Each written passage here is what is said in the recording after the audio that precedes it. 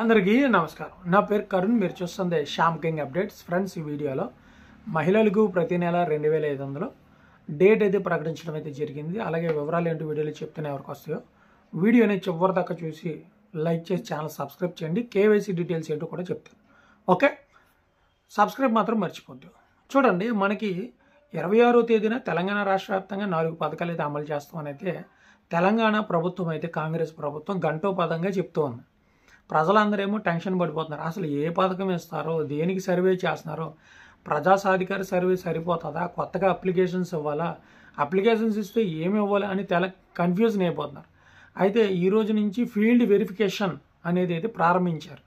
చాలామంది సంక్రాంతికి వెళ్ళి ఇప్పుడే కదా 16వ తేదీ రిటర్న్ వచ్చారు. సో ఈ రోజు నుంచి 20వ తేదీ వరకు కూడా ఫీల్డ్ వెరిఫికేషన్ జరుగుతుంది. ఫీల్డ్ అంటే గవర్నమెంట్ అధికారులు ఎవరైతే ఉంటారో ఎంపీడీఓ, ఎండిఓ వీళ్ళందరూ వస్తారు.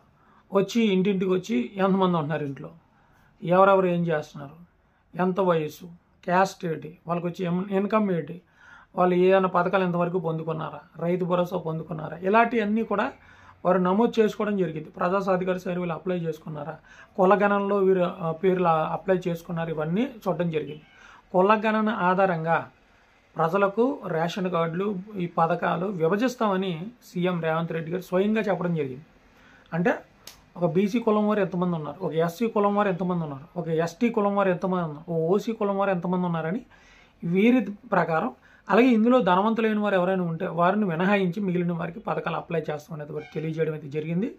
అయితే ఈ 26వ తేదీన అఫీషియల్ అనౌన్స్మెంట్ అనేది అయితే వస్తుంది.